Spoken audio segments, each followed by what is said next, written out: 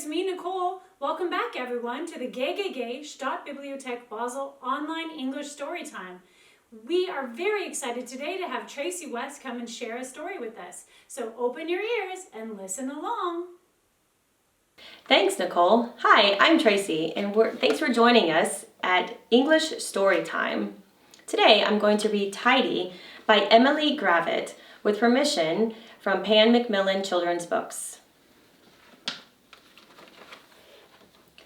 Deep in the forest lived a badger called Pete, who tidied and cleaned and kept everything neat.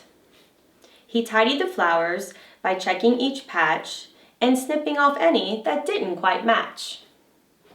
He tidied the fox by grooming his fur. He untangled each knot and each twig and each burr. He tidied the birds from the big to the small by brushing their beaks and then bathing them all.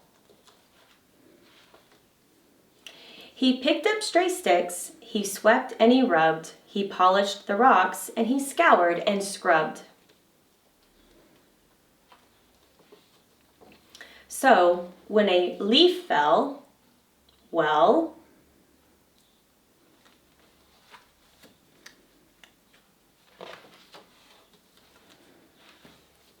Pete tidied up. But still, he wasn't happy. Now the trees looked bare and scrappy. And so, to make it all look neat, Pete undertook a mighty feat. He dug up every single tree.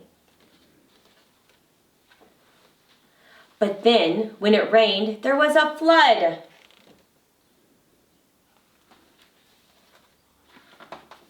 And afterwards, a lot of mud. Pete called in the diggers, he called in the mixers, he called in the concrete, the rakers, the fixers. No mud, no leaves, no mess, no trees. Perfectly tidy and perfectly neat. This forest is practically perfect, said Pete. I'm hungry, he thought. I deserve a treat. So he hunted around for something to eat. But the beetles and worms that he usually found were under the concrete deep in the ground. Uh-oh. And so Pete decided to go home instead. If he couldn't have dinner, he'd go straight to bed. But when he arrived and took out his key, there wasn't a door where the door used to be. Later that night, Pete tossed and he turned. His belly was empty, it rumbled and churned. As he lay in his mixer, wide awake, he started to think, I have made a mistake. So, the very next morning, when it got light, he set about trying to put everything right.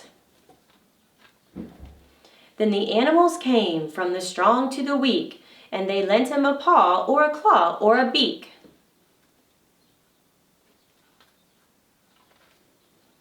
They put everything back as it always had been, but maybe less ordered and not quite as clean.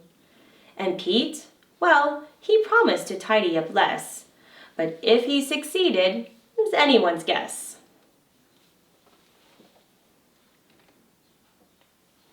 They're all happy in the forest again.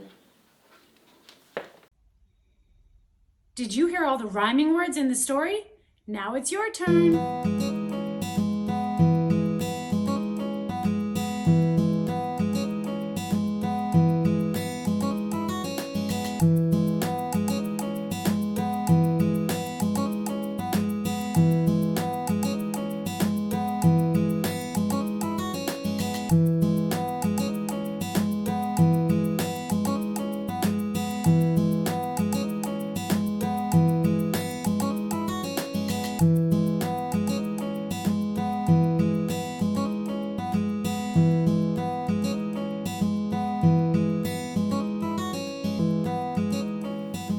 Hi, it's Tracy.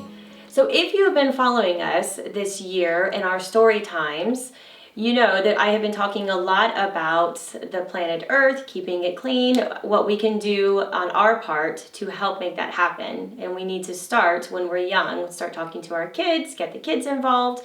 So I found a great book at the library called A Planet Full of Plastic. I'm not going to read it because there's lots of details in here, but it's a great book if anybody wants to check it out. About plastic, how plastic, everybody thought it was good, and it can be good, but it has filled up the whole world. And it's not very good for our environment because it does not biodegrade. Do you know what biodegrade means? Check it out. So these gives tips and tricks on what we can do to help make our planet clean, and it starts with just one little thing, just picking up trash, picking up plastic, throwing it in the recycle bin, recycling other things that you find around the house or that you find just around town laying around. You can just pick it up and put it in the bin.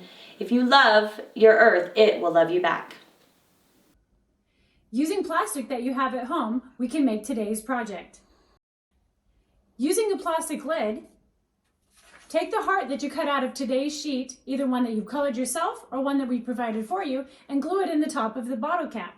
You can then use the bottle caps for games, to glue them together to make a heart shape, or you can cut out hearts out of magazine pages or old pieces of paper. Following this instructional video, you can see many ideas in the slides that follow. Thank you, and love the earth, it will love you back.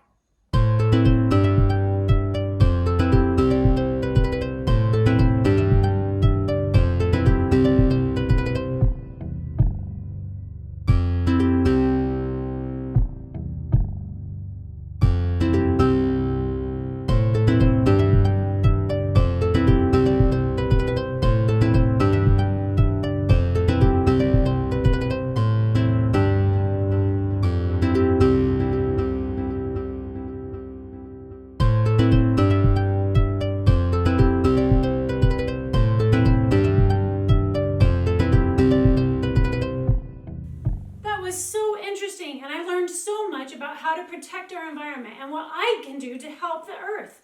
I hope you enjoyed our story time and will join us next week here at the same time. Bye-bye for now.